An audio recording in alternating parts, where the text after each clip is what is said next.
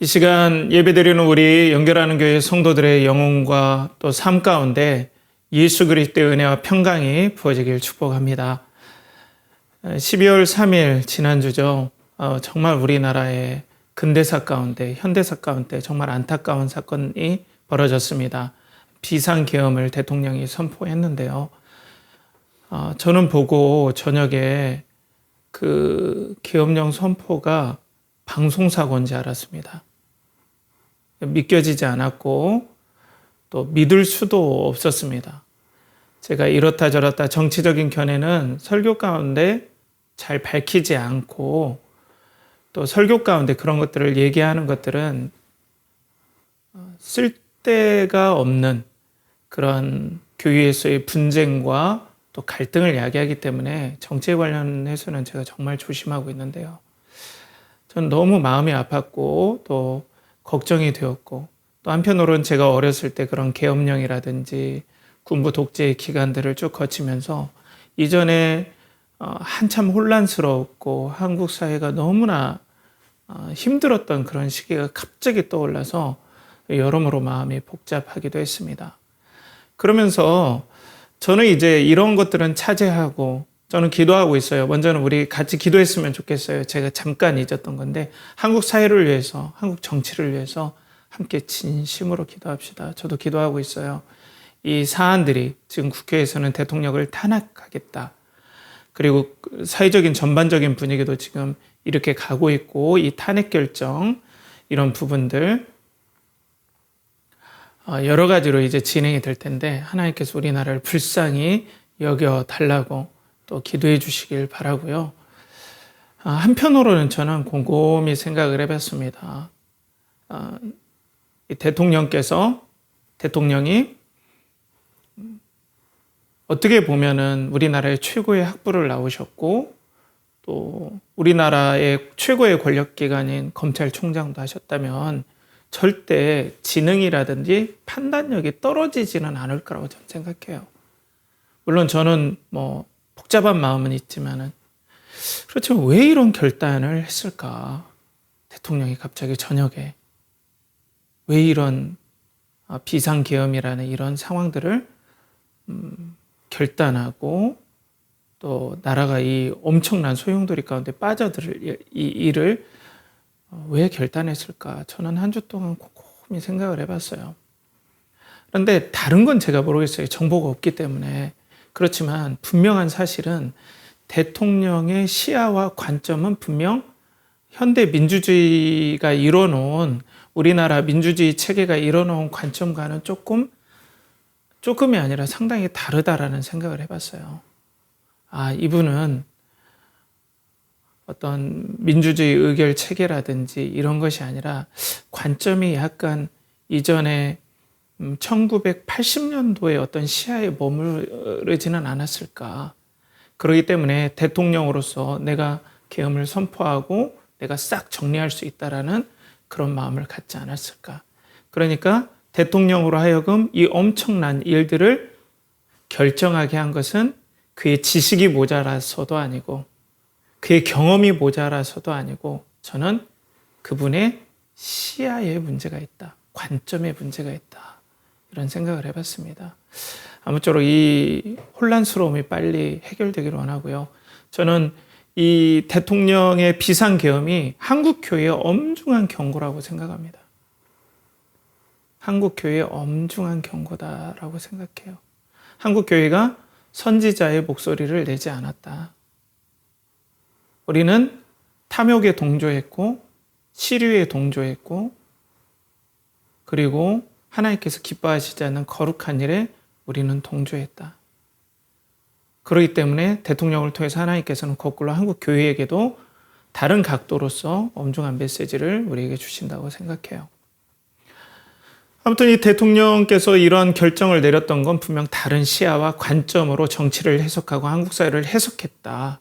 그렇기 때문에 당신 나름대로는 이러한 일들을 결정했을 거다. 이런 생각이 들면서 저도 안타까운 생각이 들었습니다. 이건 이제 제가 부정적인 얘기, 좀 부정적인 견해 쪽에서 관점을 얘기한다면 신앙 쪽에서는 오늘 여러분들과 나누고 싶은 건 긍정적인 부분입니다. 어떻게 보면 신앙 쪽에서는 긍정적인 부분이에요. 신앙이라고 하는 것은 우리가 어떤 지식이 있다라는 게 신앙의 증거는 절대 아닙니다. 물론 지식이 있어야만이 신앙의 토대가 되는 거지만 그 신앙의 지식을 알고 있다고 해서 신앙이 있는 건 아니에요. 유아 세례 받았다고 신앙 있는 거 아니고 여러분들이 지금 예배의 자리에 앉아 있다 말씀을 듣는다는 것이 신앙의 근거 그 자체는 아니라는 거죠. 그러면 중요한 신앙의 근거는 뭐가 있을까? 중요한 이 사람 진짜 신앙이 있구나라는 분명한 근거는 뭐가 있을까라는 것을 오늘 본문은 우리들에게 보여준다라고 또 우리는 생각해 볼 수 있습니다. 사랑하는 성도 여러분, 지금까지 우리는 스데반 집사님의 설교의 말씀 계속해서 나눴죠. 스데반 집사님이 잡혔고 성전과 율법을 모욕한다 했기 때문에 스데반 집사님은 설교를 통해서 하나님의 아브라함의 언약들 그리고 그 모세에 관련해서 또 하나님께서는 아브라함을 이방 땅에서 불러주셨다. 그리고 모세도 이방 땅 시내산에서 하나님께서는 거룩한 곳이라고 칭해 주셔서 하나님이 계신 곳이 곧 성전이고 거룩한 곳이다. 그리고 언약이 율법보다 더 앞선다. 그리고 성전과 언약의 모든 성취는 예수 그리스도시다. 그런데 이스라엘은 이것들을 계속해서 거역해왔다. 모세를 거역하고 예수 그리스도를 거역해왔다 하고 지난주에 이제 강력한 사자오를 토해내면서 이스라엘을 엄중하게 선지자의 목소리로 꾸짖죠. 그리고 난 다음에 이제 설교가 끝나니까 이제 스데반 집사님에게 엄청난 놀라운 은혜들이 부어지고 경험되어지는 것들이 오늘 본문입니다. 자, 오늘 본문 말씀에 보면 55, 56절에 스데반이 성령 충만하여 하늘을 우러러 주목하여 하나님의 영광과 및 예수께서 하나님 우편에 서신 것을 보고 말하되 보라 하늘이 열리고 인자가 하나님 우편에 서신 것을 보노라 한대. 여기서 보면 성도 여러분, 반복되는 게 있죠. 뭐가 반복됩니까? 뭐가 반복되는 것 같아요? 말씀 중에 본다라는 게 반복이 됩니다. 하늘이 열렸어요. 우리로 말하면 과학적인 하늘이 아닙니다. 이 하늘은 하나님이 계신 곳, 영적인 세계, 믿음의 세계가 환상 가운데서 보였다 이렇게 보시면 돼요. 막 이렇게 구름이 깔라지면서 우리가 보는 이런 과학적인 세계, 물리적인 세계가 이렇게 열려졌다 이런 게 아니죠. 그래서 믿음의 시야, 영적인 시야, 환상이 딱 보이면서 하나님 우편에 하나님의 영광과 예수 그리스도께서 하나님 우편에 서 계신 것을 보고 성령이 충만해서 이것들을 봤죠. 그리고 외치죠. 본 다음에 인자가 하나님의 우편에 서 계신 것을 내가 본다라고 했죠. 그러면 이제 우리가 본다라는 것은 우리가 함께 살펴봤잖아요. 그럼 무엇을 본다는 거죠? 어떤 관점으로 지금 이 스데반에게 은혜가 임했죠? 이게 정말 오늘 중요한 겁니다. 신앙인의 독특한 구별점이 여기서 생겨요. 신앙이 있느냐 없느냐, 내가 어렸을 때 유아세를 받았느냐 아니면 학교 다닐 때 세례를 받았느냐, 이게 신앙의 근거가 아니라 진정한 신앙은 무엇을 내가 보고 보이느냐, 내 영혼과 삶 가운데 믿음으로 무엇이 내게 보이느냐, 이게 바로 신앙의 근거다라는 걸 보여주는데요. 오늘 말씀에 보면은 세 가지 독특한 점이 나와요. 하나님의 영광과 예수 그리스도께서 하나님 우편에 서 계시죠.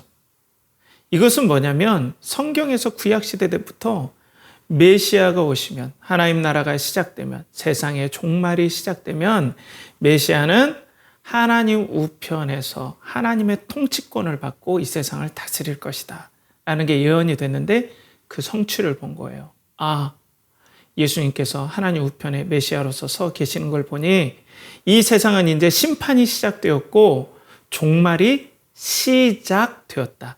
종말이 벌써 완성됐다는 게 아니에요. 이 세상의 모든 하나님을 대적하고 또 하나님을 거역하고 또 죄를 짓고 회개하지 아니하는 모든 것들에 대한 종말과 심판은 시작됐음을 이분은 보게 된 거예요. 그리고 성령이 충만했죠. 오순절 다락방의 사건 우리가 함께 나눴었잖아요. 모든 사람들에게 성령이 임하시는 그때는 세상의 종말이 시작된다라고 성경은 예언하고 있거든요. 그런데 오순절 다락방에서 성령님께서 부어진 뒤로 예수 그리스도를 믿는 사람들마다 성령님이 임하시는 거예요. 와, 하나님이 우리 영혼 가운데 임하시다니요, 여러분. 아, 하나님께서 우리 영혼에 임하시다니요. 그러니까 이 성령께서, 하나님께서 우리 영혼에 임한 그 사건을 보면은, 이 스데반에게 성령이 충만한 이 사건을 보면 종말이 시작되었다는 걸 성경은 스데반 집사님의 시야를 통해서, 안목을 통해서, 관점을 통해서 우리에게 보여주는 거죠. 그리고 인자라는 표현이 나옵니다. 인자. 이걸 원어적으로 보면 그 사람의 아들이라는 뜻이거든요. 그 사람의 아들. 이 인자는 다니엘서에 처음 나오는데, 다니엘서에 세상이 마지막이 될 때 세상의 마지막 모든 종말에서 하나님 나라를 다스리실 그분이 인자와 같은 이가 구름을 타고 오신다 라고 예언이 돼 있어요. 그 인자. 그러니까 인자라고 딱 얘기할 때는 이 성경을 읽는 성도들이라든지 유대인들, 당시에 이런 성경적인 배경이 있던 분들은 누구든지 공감해요. 아, 종말의 왕, 이 세상의 하나님 나라의 왕이라는 어떤 관점에 대해서 명확하게 이미지가 탁 오게 되는 거죠. 그러니까 종합해 본다면 오늘 스데반 집사님은 하늘이 열리면서 성령이 충만하면서 예수 그리스도께서 하나님 우편에 서신 것을 보면서 인자라고 고백하는 걸 볼 때 스데반 집사님은 어떤 관점에 있냐? 벌써 하나님 나라는 시작되었고, 그리고 세상의 종말은 시작되었으며 그 하나님의 나라의 왕은 예수 그리스도다라는 시야와 관점이 있음을 성경은 보여줘요. 이것이 성도의, 구원받은 성도의 특징이다. 이 시야를 가진 사람이. 사랑하는 우리 연결하는 교회 성도 여러분, 그리고 예배자 여러분, 성도는 이 시야를 가진 사람입니다. 보이지 않지만 보여요. 성도는 믿음으로 보여요. 믿어져요. 예수 그리스도께서 이 땅을 다스리는 왕으로 믿어져요. 하나님 나라가 시작되었고 세상의 모든 것들은 종말이 고해졌음을, 어려운 얘기지만 우리는 믿어져요. 예수 그리스도가 왕이심이 믿어져요. 그분의 십자가의 죽음과 부활의 사건이 내가 믿어져요. 그렇기 때문에 하나님은 창조주시고 나의 주인임이 자연스럽게 믿어져요. 내 인생은 내 것이 아니고 나는 내 것이 아니라는 게 그래서 믿어지는 거예요. 그 회복된 시야를 가지고 하나님 나라가 회복되었으니 하나님의 왕권도 회복되고 하나님과 우리의 관계도 새롭게 회복되었다는 사실이 믿어지는 시야를 가지고 있기 때문에 그 성도들은 하나님의 중심과 하나님의 사랑과 하나님의 통치에 대한 시야를 가지고 있는 거예요. 그리고 그 나라가 이루어질 걸 소망하는 인생의 목표를 진심으로 가지고 있는 거예요. 이게 없으면 절대 성도가 아니죠. 성도라고 볼 수 없습니다. 제가 이걸 눈에 강조하는 거잖아요. 여러분 가운데 이 시간 예수 그리스도를 믿는 은혜의 시야, 믿음의 시야, 또 예수 그리스도께서 하나님 나라의 왕 되시고 우리의 구원자 되시는, 지금 살아계시고 우리를 통치하신다는 그 시야가 예배드리는 여러분 가운데 임하기를 간절히 축복합니다. 이게 되지 않으면 여러분, 예배는 예배가 될 수 없어요. 이게 불가능합니다. 자, 그러니까 오늘 보면은 세상의 종말이 시작되었구나 라는 것들을 우리들에게 보여준다는 거죠. 그래서 오늘 보면은 성경 말씀에 이 스데반이 환상을 봄을 통하여서 우리들에게 하나님께서 너희들은 믿음의 관점, 이 신앙의 관점으로 너와 세상과 신앙을 바라봐야 된다라고 얘기를 하고 있어요. 우리 신앙적인 얘기로만 하면은 좀 그럴 수 있으니까 세상에서도 이 시야와 관점을 되게 중요시 하는데요. 잃어버린 세계를 찾아서라는 그런 소설을 씀으로써 되게 유명한 프랑스 작가가 있죠. 마르셀 프루스트라는 사람이 있는데 그 사람이 이런 관점에 대해서 이런 얘기를 했어요. 진정한 탐험이란 신대륙을 찾는 것이 아니라 새로운 시각으로 세상을 보는 것이다. 시야가 정말 중요하다. 신대륙을 찾는 것보다 더 중요하다. 왜? 그 시야대로 나와 세상을 보기 때문에 그래요. 여러분, 우리 사람들은 절대 있는 그대로 볼 수가 없습니다. 불가능합니다. 관점을 가지고 볼 수밖에 없어요. 그런데 죄로 말미암아 하나님과 우리 사이의 올바른 관점이 깨트려져 버렸어요. 이게 파괴된 거예요. 때문에 사람들은 왜곡된 관점으로 하나님과 세상을 바라봐요. 그런데 성도들은 은혜로 성령으로 말미암아 생명이 회복됐기 때문에 이제 하나님과의 올바른 관점으로 세상과 나와 성경과 모든 것, 예배까지도 바라본다는 거죠. 이렇게 관점이 중요합니다. 그래서 오늘 성도들은 예수 그리스도를 하나님의 왕으로, 하나님 나라가 시작됐다는 관점으로 이 세상과 나를 바라봐야 된다라고 성경은 얘기하고 있죠. 그러니까 초대교회 성도들은 이런 관점으로 세상과 자신을 바라본 거예요. 로마가 통치하고 황제가 통치하는데 당연히 그렇게 통치하는데 초대교회 성도들은 관점이 변한 거예요. 시야가 변한 거예요. 황제가 아니다. 황제가 퀴리오스, 주. 이 땅의 통치자가 아니라 예수 그리스도가 주와 그리스도 되신다. 퀴리오스 되신다. 퀴리오스가 주란 뜻이거든요. 라틴어로. 이건 천지가 개벽할 일이에요, 여러분. 어떻게 그 당시 로마가 통치한다는 걸 감히 깨트리고 다른 관점으로 볼 수 있습니까? 그리고 초대교회 성도들은 대부분 학문이라든지 그리고 이런 지적인 어떤 분야에서 미진한 분들이에요. 되게 부족했어요. 글자도 모르는 사람들이 태반이었는데 이런 분들에게 성령이 임하니까 세상을 다르게 보는 관점이 보이는 거예요. 아, 로마가 다스리는 게 아니라 예수 그리스도가 다스리는구나. 예수 그리스도가 다스리는 나라가 시작되었구나. 근데 로마는 어떤 것들을 약속합니까? 로마는 나에게 순종하면, 황제에게 순종한다면, 로마의 통치에 순종한다면 돈과 그리고 쾌락과 평안을 주겠다. 그래서 팍스 로마나 로마의 통치 안에, 로마의 다스림 안에 평화. 인생 로마를 따라가면 돈과 그리고 쾌락과 안정을 누릴 수 있다. 그런데 성도들은 이걸 거부해요. 어떻게 거부할 수 있죠? 마치 우리들이 이런 것 같아요. 돈과 성공과 대학, 이게 우리의 인생을 결정하지 않는다. 명문대 나왔다고 죄송해요. 명문대 우리 나오신 분들에게 제가 악감정 있는 게 있어서 그런 게 아닙니다. 명문대 나왔다고 아니면은 굵직한 유수의 기업을 다닌다고 내 인생이 생명을 얻고 성공하고 행복해지는 게 아니라 뭘 성취했다고 좋은 직장에 간다고 그런 것이 아니라 오직 예수 그리스도를 왕으로 삼고 그 예수 그리스도를 사랑하고 그 예수 그리스도와 동행하고 인도함을 받는 것이 나의 행복이다라는 그 관점이 너무나 견고하게 마음속에 성도들 마음속에 사로잡히는 거예요. 이게 성도라는 거죠. 이 관점을 가진 사람들이. 물론 흔들릴 수 있어요. 그리고 직장이 중요하다는 얘기가 절대 아니에요. 돈이 필요 없다는 얘기가 아니에요.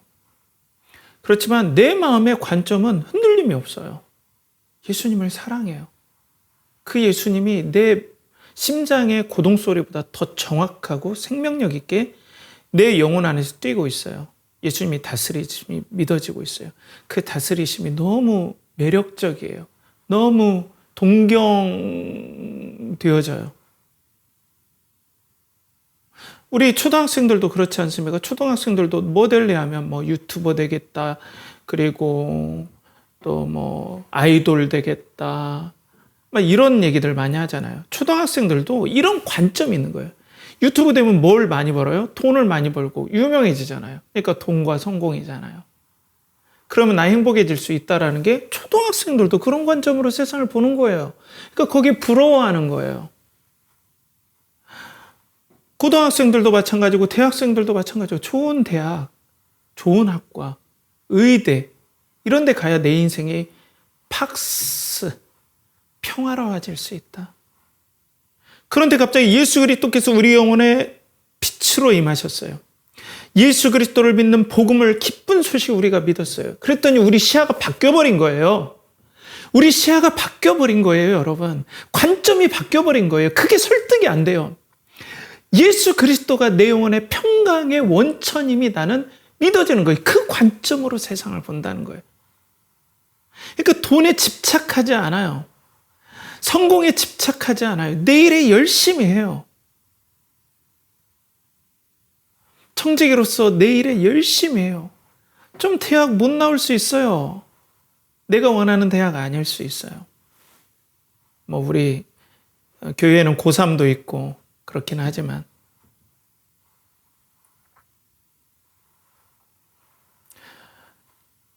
그런 관점이 아니라 예수 그리스도가 나의 왕이시고 나의 만족 되시고 평강 되시고 영생이 되십니다. 예수님을 통해서 내가 하나님 아버지 그 영화로우신 아버지께로 갑니다. 이 믿음과 고백과 시야가 관점이 성도들에게 명확히 있는 거예요. 성령님을 통해서 그런 관점이 생깁니다. 우리 연결하는 교회 예배자뿐만 아니라 성도들은 이런 관점을 가지고 세상을 살아야 될 줄 믿습니다. 성경은 이걸 도전하고 있는 거예요. 자, 그런데 저도 이전에 대학 때, 1학년 때 그렇지만은 막 그런 갈등들이 있었죠. 과학이 이렇게 발전한데 왠지 신앙의 세계, 영적 세계를 얘기하면 좀 사람이 힙하지 않은 시대에 뒤떨어진 것 같은 그런 느낌들이 들었어요. 아니, 과학의 시대에 뭔 영혼이 있고 보이지 않는 세계가 있고 뜬구름 잡는 얘기냐 이렇게 얘기할 수 있어요. 그런데 여러분 엄밀히 말하면 과학과 이성은 다릅니다, 여러분. 우리가 생각하기에 우리는 과학과 이성이 똑같다, 느낌이 똑같다. 물론 과학에 이성을 사용하지만 그런데 여러분 과학은 겸손하게 인정해야 돼요. 이거는 무엇을 인정해야 되냐면 과학은 있는 사실을 관찰한 걸 가지고 가설을 세우면서 논리적인 방법으로 추론해 가는 게 과학이거든요. 그죠? 때문에 보이지 않는 세계에 대해서 이렇다라고 단언할 수가 없어요. 때문에 진정으로 과학을 아는 사람은 나는 영적인 세계를 부인한다라고 하지 않고 제가 다른 과학자들도 얘기해 보면 나는 영적인 세계에 대해서는 알지 못한다가 정답입니다. 나는 영적인 세계에 대해서 알지 못한다. 만약 예수님을 믿지 않는다면 알지 못한다. 왜? 과학은 그거거든요. 관찰되어지는 그것만 가지고 있거든요. 그러니까 이성적으로 우리가 따져볼 수 있는 거예요. 이성적으로는 우리가 추론해 볼 수 있어요. 세상은 왜 시작되었을까? 세상에 아무것도 없을 때 빅뱅 이전에는 왜 세상은 갑자기 그 점이라는 게 생겼을까? 그냥 의미 없이 생겼다라면 우리는 모든 것들이 무너져 버려요. 왜냐하면 추론은 의미를 따라가는 거거든요. 논리라는 것은. 그런데 우리의 모든 시작들이 의미 없이 시작됐다면 뭘 기대면서 우리가 추론하고 이성적으로 생각합니까? 아무튼 그러니까 여러분 이 세상은 예수님의 관점으로 보기에는 너무나 들떨어지고 과학적이지 않다. 이 마음들은 좀 우리가 열어놔 봐야 돼요. 너무나 그렇게 단정하면 안 돼요.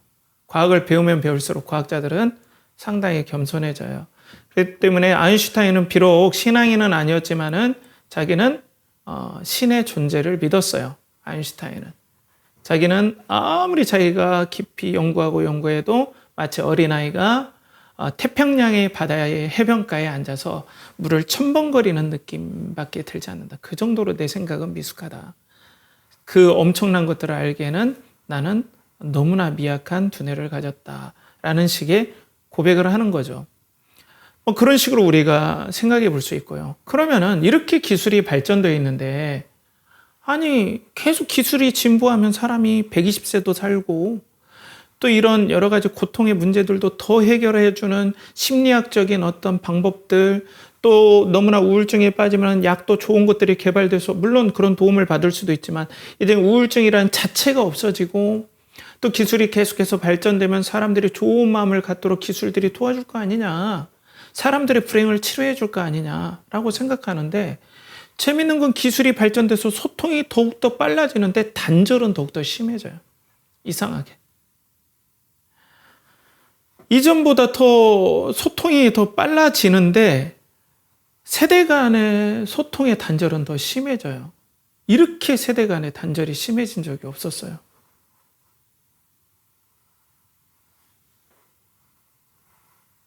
기술이 발전할수록 우리는 그 기술을 계속해서 악용하죠. 다른 관점으로 사용하기 때문에 그렇죠. 때문에 기술이 계속해서 발전한다 하더라도 인간이 진정으로 추구해야 되고 행복한 안정을 누리는 모든 일의 기술은 계속해서 한계를 드러내요. 기술이 발전하면 그걸 꼭 악용해버려요. 왜? 죄가 역사하고 다른 관점으로 그걸 사용하기 때문에 그래요. 앞으로도 그럴 겁니다. 어떤 기술이 나와도, 어떤 심리학적인 방법이 나와도 또 그것을 탐욕이 교묘하게 사용할 겁니다. 죄의 탐욕이라는 건 이렇게 치명적입니다. 어떤 기술이든지 죄의 탐욕은 아주 교묘하고 악랄하게 바꿔놓습니다. 그렇기 때문에 우리는 이 죄의 탐욕으로 인하여서 어떤 기술이든지 어떤 과학적인 추론이든지 다 망가지게 만든다는 거죠. 그리고 익숙함이 참 무서운 것 같아요, 여러분. 우리가 예수 그리스도의 은혜를 바라보고 좋은 것 같아 하는데 나는 돈이 있어야 마음이 평안해요. 저도 그랬어요, 여러분. 부끄럽지만 돈이 없으면 불안할 때가 저도 있었어요. 그게 우리 익숙함이에요. 성공을 해야 우리가 마음이 안정이 돼요. 그게 우리가 지금까지 살아왔던 패턴이잖아요. 성취가 있어야 사람들 앞에 떳떳해요.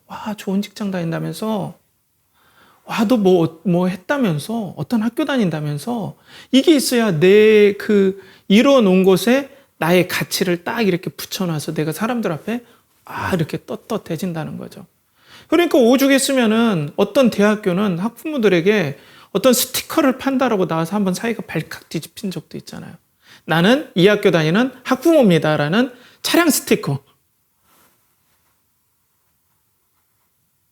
저는 그런 자부심을 갖는 건 좋지만 과도한 자부심은 문제가 되겠죠. 다른 사람들까지 배려해주고 어느 적정한 수준이 있는데. 그러니까 그런 분들은 인생의 모든 어떤 보상을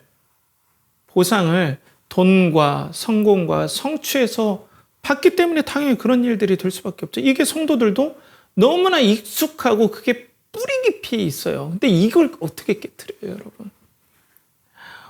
오른손으로 공 던지는데 왼손으로 던지려면 어색하잖아요. 이것도 이렇게 어색한데 애당초에 우리는 이거라고 믿고 돈과 성취와 명예가 내 인생의 진정한 평안과 안정과 그리고 다른 사람들과의 관계에서 진정으로 뭔가요? 행복을 누릴 수 있는 어떤 근거라고 생각했는데 갑자기 시야를 바꿔서 예수님을 본다? 그분이 나의 평강의 원천이다? 알겠어요. 알겠는데 사회에 나가보세요. 깡그리 잊어버릴 때가 있다니까요. 신앙을 가지고 있어도 그런다니까요. 마치 휘어진 활을 은혜로 딱 폈는데 이게 계속해서 휘어진 이 탄성으로 계속해서 휘어진 쪽으로 가고자 하는 이 본성들이 계속해서 우리 안에 있는 건 사실이에요. 예수님께 갈 때까지. 이게 너무 강렬하다는 거예요. 아, 그래, 나는 하나님의 백성이지. 그러면서 예수 그리스도를 소망해야지 하는데 또 그쪽으로 또 가요. 아, 저도 이거 고치느라고 힘들었어요. 계속 그거의 싸움인데, 목사도 이러는데 신앙에 대해서 갈등한다면 이건 뭐 그냥 막 넘어가는 거죠. 쉽지 않죠. 그리고 중요한 것은 이 시야를 갖는 데 있어서 그 시야를 갖는 것에 대해서 죄의 본질과 세상은 혐오함과 아주 미움과 혐오함과 강력한 거부감이 있어요. 예수 그리스도가 나의 주인이시고 나의 하나님이시라는 것에 대해서. 철저히 지금은 개인주의 사회고 근대화 이후로부터 하나님이 아닌 내 자, 내 생각이 모든 것들의 중심이 되는 시대에 우리는 살았으니까 하나님 왕이시라는 사실, 예수님이 나의 왕이시라는 사실이 마치 나의 주권을 잃어버린 것 같고 자유를 잃어버린 것 같아서 강력한 거부감과 심지어는 혐오를 느끼기도 해요. 그런데 지금 이 유대인들도 동일하죠. 오늘 본문 57절에 보면 그들이 큰 소리를 지르며 귀를 막고 일제히 그에게 달려들어. 유대인들이 귀를 막았어요. 이건 신성모독이다. 그러면 스데반을 죽이겠다 하면서 막 달려들었어요. 예수 그리스도가 왕이시라는 그 사실이 그들은 믿기 싫은 거예요. 그가 어떻게 우리의 평강의 원천이 될 수 있냐? 그가 어떻게 부활하여서 우리를 다스릴 수 있냐? 난 그거 인정 못하겠다. 우리의 평강은 이 성전에 있고 이 성전이 주는 안락함에 있고 또 우리에게는 이 율법이 있고 이 율법을 우리가 열심히 성취하는 그 성취감, 그 성취를 통해서 나는 하나님께 사랑받는다고 나는 생각한다. 나의 돈과 성취와 그리고 성전이 주는 어떤 여유, 이런 것들이 내 인생의 평강이지 예수 그리스도가 어떻게 왕이 될 수 있냐? 강력하게 반발하죠. 이건 어떻게 해볼 수 없는 것 같아요. 이 영적인 반발은 너무나 영혼에 뿌리 깊이 있기 때문에 이거는 핵폭탄을 터뜨려도 이걸 고칠 수가 없어요, 여러분. 어떻게 할 수가 없습니다. 불가능하죠. 그러니까 우리 구원은 우리 힘으로 이루어지지 않는 거예요. 그러니까 구원은 오직 은혜예요. 이 시간 성령께서 예배드리는 여러분들에게 은혜를 부어주시길 축복합니다. 하나님이 계신다라고, 물론 어떤 사람은 안 계신다라고 생각할 수도 있어요. 근데 진짜 계시면 어떻게 할 거예요, 여러분? 그분에게 반역한 겁니다. 그분을 조롱한 겁니다. 부모님이 계시는데 다른 사람들 앞에서 내 부모가 옆에 있는데 다른 사람들 앞에서 우리 부모, 그분은 우리 부모도 아니요, 내 부모도 아니에요 하면 이건 천륜을 위배하는 거죠. 그것보다 더 심각한 반역과 더 심각한 폐륜은 뭐냐면 하나님이 엄중히 계신데 그분은 나의 하나님이 아니시고 나의 왕이 아니시고 그러니까 나는 그거 인정 못해요 라고 하는 것이 엄청난 여러분들에게 얘기하면 그렇지만은 성경대로 얘기한다면 엄청난 죄고 엄청난 폐륜이 되는 겁니다. 사랑하는 성도 여러분, 그리고 예배자 여러분, 여러분들에게 예수 그리스도를 인정하는 은혜가 있길 간절히 축복합니다. 초등학생 여러분, 중고등학생 여러분, 그리고 대학생 여러분, 그리고 우리 청년 여러분, 성도 여러분. 예수 그리스도가 여러분들의 주인이 되시길, 그 관점이 열리길, 여러분들의 왕이라는 그 하늘의 관점이 이 시간 성령을 통하여 열리길 간절히 축복합니다. 그럼 이렇게 우리는 습관도 그렇고 이 시대가 우리는 또 기술 발전 때문에 뭐 영적인 세계도 없다 이런 막 그런 것도 오고 내 습관도 그렇고 내 영혼의 강력한 거부감도 그렇고 어떻게 해요? 그렇기 때문에 이 스데반을 유대인들이 끌어다가 그리고 이제 죽이게 되죠. 순교를 당하게 되는 거죠. 그런데 스데반의 그 태도를 보면은 예수님의 똑같은 패턴으로 가게 되는 것을 보게 돼요. 스데반이 고난과 여러 세상의 압박들, 예수 그리스도는 왕이 아니야, 예수 그리스도는 종말의 주가 아니야, 예수 그리스도는 이 땅을 다스리는 게 아니야 라는 강력한 반발에서 스데반에게 하나님께서는 예수 그리스도와 똑같이 반응하는 은혜를 부어주심으로 그를 보호해요. 예수님이 하셨던 반응과 똑같은 반응. 이걸 통해서 하나님은 우리를 보호해 주십니다. 성도를 보호해 주세요. 성도가 믿음으로 살도록 해주세요. 그래서 59절 60절에 보면 그들이 돌로 스데반을 치니 스데반이 부르짖어 이르되 주 예수여 내 영혼을 받으시옵소서 하고 무릎을 꿇고 크게 불러 이르되 주여 이 죄를 그들에게 돌리지 마옵소서 이 말을 하고 자니라. 스데반이 믿음의 시야가 열려서 예수 그리스도가 왕 되심을 받고 그것을 강력하게 거부하는 유대인들의 반응, 그리고 돌로 때리는 그 엄청난 고통과 죽음을 목전에 앞둔 그 스데반은 얼마나 그러겠어요. 돌로 이렇게 치면 우리가 얼마나 두렵습니까? 총부리를 겨누고 너 예수 그리스도를 믿을래 안 믿을래 하면 누가 이거 쉽게 고백을 할 수 있겠어요? 이 절체절명의 위기, 우리가 세상에서 이렇게 극단적인 위기는 아니지만 과학과 이성주의가 계속해서, 이성이 나쁜 건 아니지만 기술이 발달하고 과학이 발달하면서 영적인 세계가 없다, 다 물질로 이루어졌다. 그리고 우리는 너무나 하나님 아닌 것으로 안전을 삼는데 익숙해져서 그것도 어떻게 용신할 수 없고, 강력한 어떤 예수 그리스도에 대한 혐오가 우리 가운데 계속해서 뿜어져 나올 때 하나님께서 성령님을 통하여서 예수 그리스도의 마음과 예수 그리스도의 반응을 우리에게 부어주시는 것을 스데반을 통해서 우리에게 약속해 주시는 거예요. 너희가 나를 바라볼 때 스데반에게 줬던 나의 마음, 세상에서 예수 그리스도께서 승리하셨던 그 은혜 그대로 내가 너에게 부어주마. 예수 그리스도의 마음, 예수 그리스도의 반응으로 내가 함께해 주마라고 스데반의 순교를 통해서 우리에게 보여줘요. 쉽게 얘기해서 절체절명의 믿음의 위기가 왔을 때 예수 그리스도께서 세상에서 믿음을 지키시고 반응하셨던 것처럼 예수님은 믿음의 시야로 예수님을 바라보는 사람들을 보호하신다. 이런 은혜가 있길 축복합니다. 그래서 스데반 집사님은 돌을 맞을 때 부르짖었어요. 예수님이 십자가에서 부르짖었던 것과 똑같습니다. 패턴이. 주 예수여 내 영혼을 받으시옵소서. 예수님 뭐라고 했어요? 아버지여 내 영혼을 받으시옵소서. 그리고 또 예수님께서 십자가에 매달려 숨을 거두시기 전에 뭐라고 했습니까? 저희의 죄를 용서하여 주시옵소서. 그런데 스데반도 무릎을 꿇고 크게 불러서 뭐라고 했습니까? 주여 이 죄를 그들에게 돌리지 마옵소서.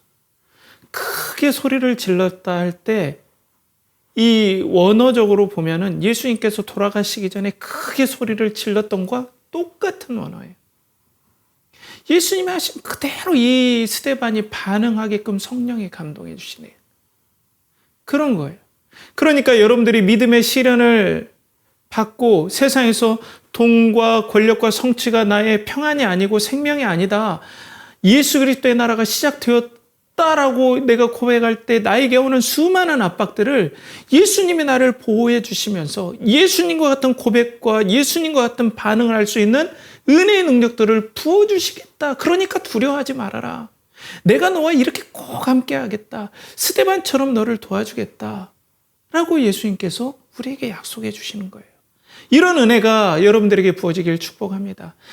예수님은 꼭 이렇게 신실하게 도와주실 것입니다. 여러분들에게 세상에서 믿음으로 나아갈 때 이런 흔들림이 있을 때 예수님의 마음이 기름 부어지면 얼마나 용기가 생기는지 몰라요. 얼마나 용기가 생기는지 몰라요.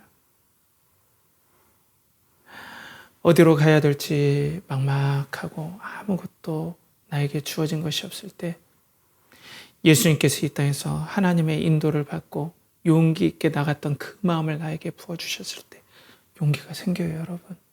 용기가 생기면 됩니다. 여러분, 예수의 용기가 나에게 부어지면 여러분, 평안이 와요.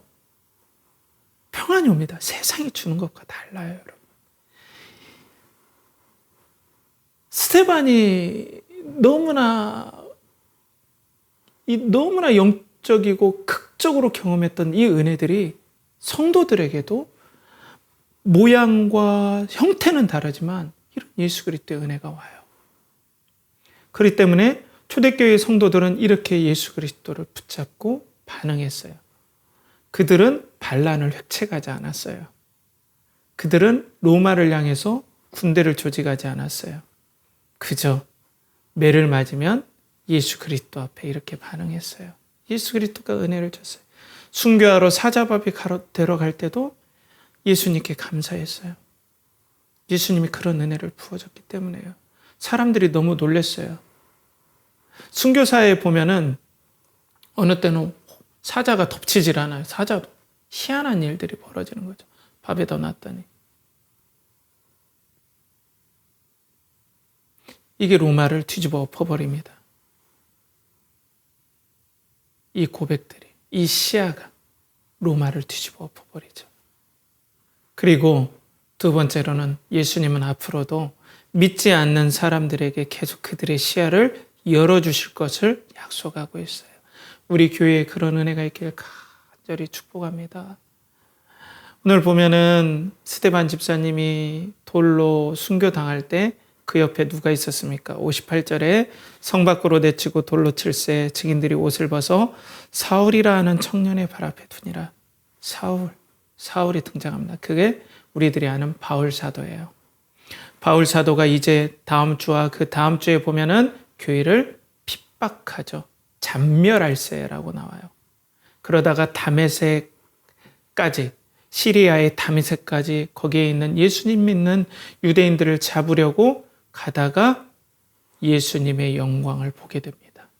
이 시야가 바뀌어버려요. 이 강력한 혐오, 예수님을 향한 강력한 조롱, 강력한 분노가 예수 그리스도께서 다가가셔서 빛을 비출 때 은혜로 바뀌어지고 영광으로 바뀌어지고 믿음으로 바뀌어지는 역사들이 일어나게 된다는 거예요. 우리 연결하는 교회에 이런 은혜들이 임하기를 간절히 축복합니다. 예배를 드리는 피로 우리는 장소도 없고 아무것도 없지만 이 시간 여러분들이 이 모니터로 비치는 이 전자기적인 이 빛이 은혜의 빛으로 바뀌어서 사울에게 그 비쳤던 영광의 빛처럼 쥐어두시니까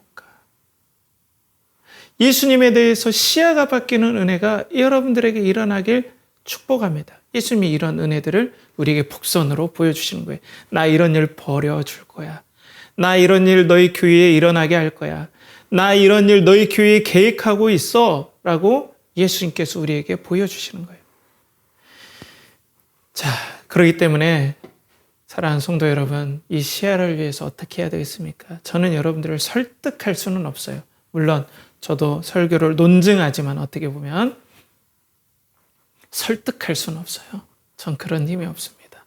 대신에 저는 기도하겠습니다. 근데 기도가 엄청난 힘을 발휘합니다. 기도는 세상을 심판하는 하나님의 첫 버튼이 되는 거예요. 이렇게 기도가 중요합니다. 저는 기도하겠습니다, 여러분. 여러분들에게 이런 시야가 생기도록 예수 그리스도를 믿는 시야로 세상을 바라보도록 저는 기도하겠습니다. 그리고 여러분 가운데 이 신앙에 대해서 고민한다면 예수 그리스도께서 사도 바울에게 찾아갔듯이 그렇게 물리적인 강렬한 빛이 아니어도 여러분들 영혼 속에 강력한 빛이 투사되어서 예수 그리스도의 영광 안에 엎드려져서 이전의 시야가 바뀌어서 하늘에서 하나님 우편에 계신 인자 되신 종말의 왕 되시고 이 땅의 왕 되신 예수 그리스도를 믿는 시야로 세상을 보는 은혜의 역사가 우리 연결하는 교회에 일어나길 간절히 축복합니다. 함께 기도하겠습니다. 하나님 아버지, 오늘도 은혜를 베풀어 주시옵소서. 세상은 시야로 인생이 결정됨을 우리는 계속 보게 됩니다. 예수 그리스도의 영광의 광채가 우리 연결하는 교회에 비춰주셔서 그 하나님을 향한 강력한 반대자인 사울이 바울이 되는 은혜의 역사들이 일어나게 해주시고, 또 우리들 마음속에 세상의 수많은 강력한 도전과 방해와 우리 영혼 속에 도저히 바꿔지지 않을 것 같은 습관과 세상을 향한 본성이 예수 그리스도의 강렬한 빛과 도우심 가운데 스데반처럼 반응하는 그 반대를 뚫고 예수님처럼 크게 소리를 부르짖으며 하늘의 영광을 보며 예수 그리스도처럼 믿음으로 반응하고 믿음의 시야로 볼 수 있는 은혜의 역사가 우리 연결하는 교회에 부어지게 하여 주시옵소서. 이를 간절히 바라고 권하며 이제는 우리 주 예수 그리스도의 은혜와 하나님의 극진하신 사랑과 성령의 내주 교통하심이 오늘도 예수 그리스도의 왕되심을 보는 스데반의 시야를 성령님의 능력으로 받고자 하고 그 믿음의 시야로 살고자 하는 연결하는 교회 성도들의 성도와 예배자들의 영혼과 가정과 직장과 사업체와 준비하는 모든 것과 드린 모든 것에 이제로부터 영원토록 함께 하시기를 간절히 축원하옵나이다. 아멘.